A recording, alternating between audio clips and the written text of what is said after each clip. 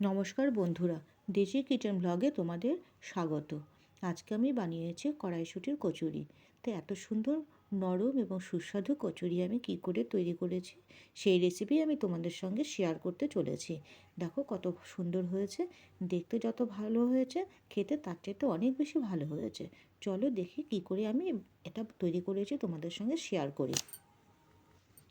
এখানে আমি নিয়ে নিয়েছি 2 কাপ আটা এবং 1 কাপ ময়দা। এবার আমি আটা আর ময়দাটাকে খুব ভালোভাবে মিশিয়ে নিচ্ছি। এখন আমি দিয়ে দেবো মাপ মতন নুন। নুন দিয়েও আবার নুনটাকে আটা ময়দার সঙ্গে খুব ভালোভাবে মিশিয়ে নিলাম। এবার আমি দেবো মাপ মতন চিনি। বন্ধুরা, তোমরা যদি চিনিটাকে অ্যাভয়েড করতে চাও তাহলে করতে পারো।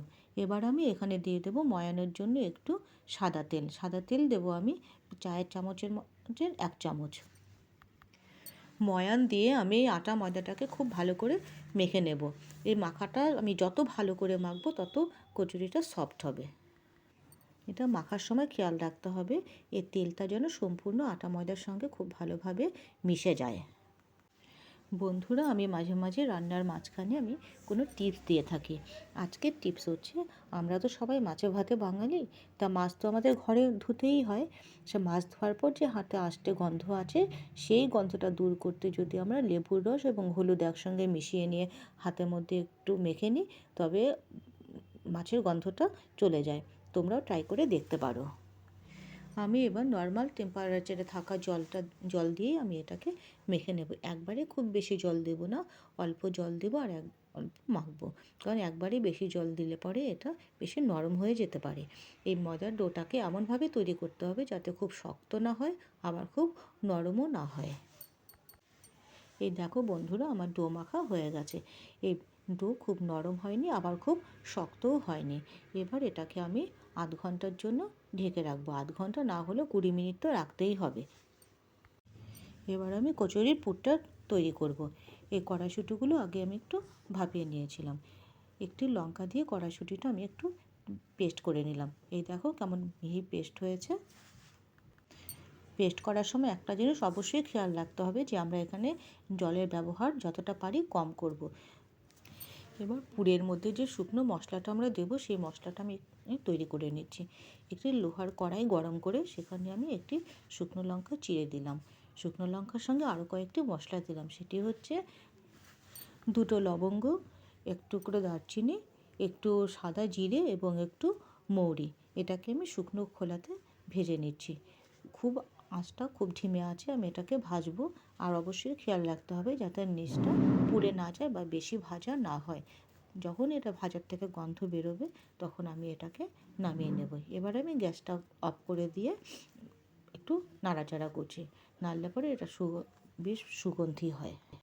এই মশলাটা নামিয়ে নিয়ে সঙ্গে সঙ্গে আমি গুঁড়ো করব না, একটু ঠান্ডা হলে তারপর আমি এটাকে গুঁড়ো করব। আর গুঁড়োটা আমি খুব বেশি মিহি করব না, একটু দানা দানা রাখবো। মশলাটা ভাজা হয়ে গেছে, এবার আমি এটাকে নামিয়ে নেব। একটি পাত্রে আমি সামান্য সর্ষের তেল গরম করে নিয়েছি। এবার আমি কড়াইশুঁটির পেস্টটা দিয়ে দিচ্ছি। দিয়ে এটা আমি খুব ভালোভাবে নাড়াচাড়া করব। দেখো বন্ধুরা, এটা খুব বেশি পাতলা হয়নি। যদি আমি এরকম ঘন পেস্ট তৈরি করি তবে আমার এটাকে পুরটা তৈরি করতে সময় কম লাগবে। আমি এখানে সর্ষের তেল ব্যবহার করেছি, চাইলে এখানে সাদা তেলও ব্যবহার করা যেতে পারে, তাতে কোনো অসুবিধে নেই। এবার আমি এখানে দিয়ে দিলাম মাপ মতন চিনি। চিনি না, এটা নুন, আমার একটু বলতে ভুল হয়ে গেল। নুন। এবার আমি দিলাম একটু হলুদ গুঁড়ো। এখানে আমি আলাদা করে কোনো মশলা আমি ব্যবহার করব না, কারণ আমি শুকনো মশলা আমি আগেই আলাদা করে ভেজে রেখেছিলাম। সেই মশলাটাই গুঁড়ো করে এখানে আমি ব্যবহার করব। চাইলে এখানে চিনি দেওয়া যেতে পারে, তবে আমি এখানে কোনো চিনির ব্যবহার করব না।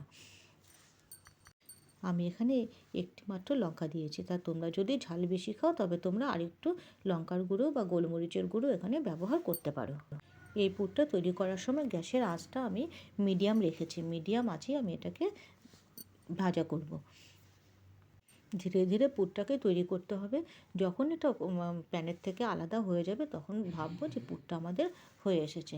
পুরটা যখন আমাদের 50% হয়ে যাবে তখন এখানে অ্যাড করব আমি আগে থেকে ভেজে রাখা মশলাটা। দেখো বন্ধুরা, সময়টা কিন্তু খুবই কম লেগেছে। যখন এরকম হয়ে আসবে, দেখো কত সুন্দর হয়েছে রঙটা।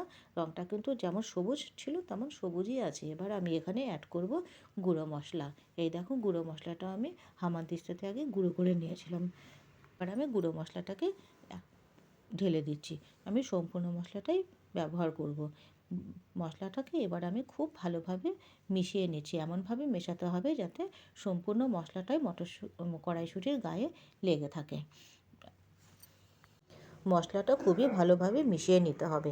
এই দেখো কত সুন্দর হয়েছে। বেশ, যখন আমি এটাকে নামাবো তখন অবশ্যই খেয়াল রাখতে হবে যাতে খুব বেশি শক্ত হয়ে না যায়, বা খুব বেশি নরমও না থাকে। যাতে একটু শক্ত বা একটু নরম মিডিয়াম যখন হবে, সেই অবস্থায় আমি এটাকে নামিয়ে নেব।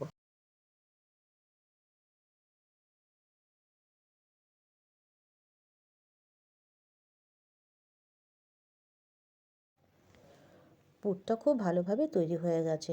এই দেখো একদম পাত্র থেকে আলাদা হয়েছে। এখনই আমি এই পুরটাকে নামিয়ে নেব, কারণ এর চাইতে যদি আমি বেশিক্ষণ সময় রাখি তবে পুরটা শক্ত হয়ে যাবে বা নিচটা পুড়ে যেতে পারে। পুরটা একদম পুরোপুরি তৈরি হয়ে গেছে। এবার আমি এটাকে নামিয়ে ঠান্ডা করে নেব লেচির ভেতরে ভরার জন্য। ডো থেকে আমি লেচি কেটে নিয়েছি। এই দেখো আমার পুরটা ঠান্ডা হয়ে কেমন শক্ত হয়ে গেছে। এরকম একদম পারফেক্ট পুর তৈরি হয়েছে। এবার আমি এই পুরটাকে লিচির ভেতর ভরে দেব।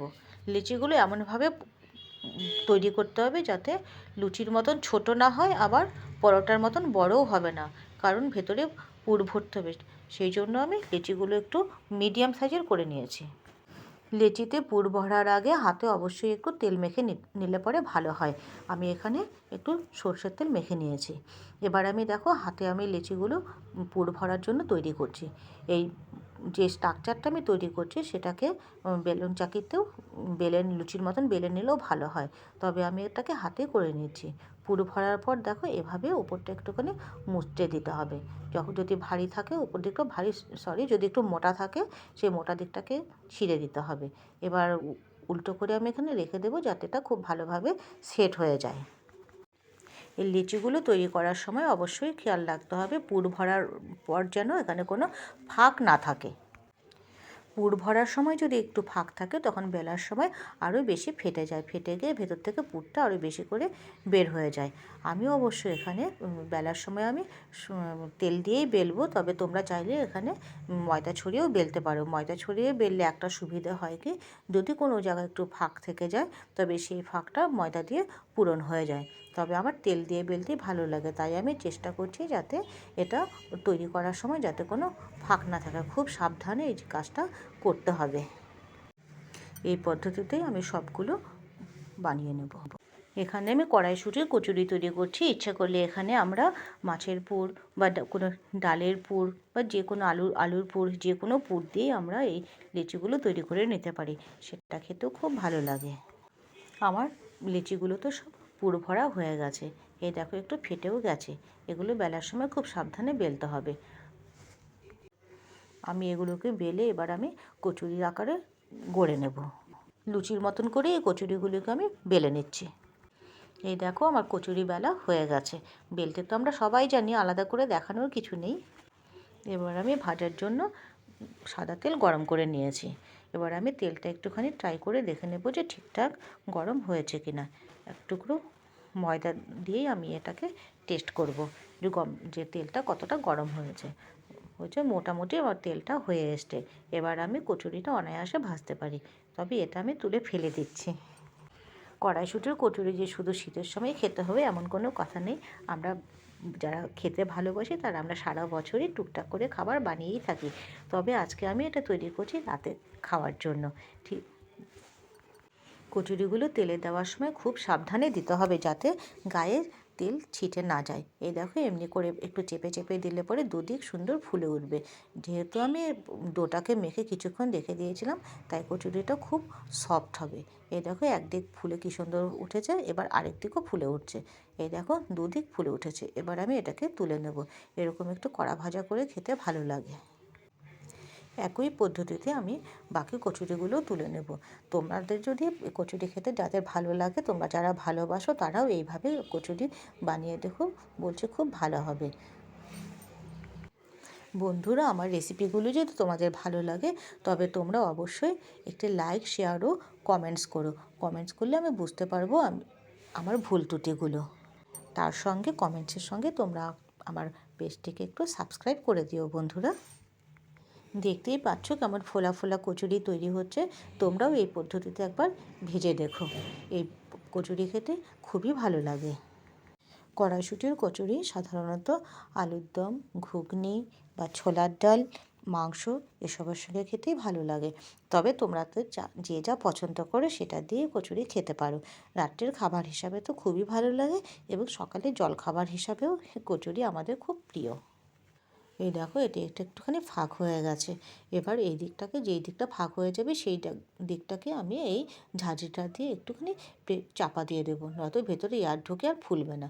আবার এখান থেকে তেলও ঢুকে যাবে, সেই জন্য এইরকম কাত করে আমাকে তেলটা ফেলে দিতে হবে। আমার কচুরিগুলো সব ভাজা হয়ে গেছে। এবার দেখো কত সুন্দর কচুরি হয়েছে, রাত্রের খাবারের জন্য পারফেক্ট। ভিডিওটি দেখার জন্য তোমাদের অসংখ্য ধন্যবাদ।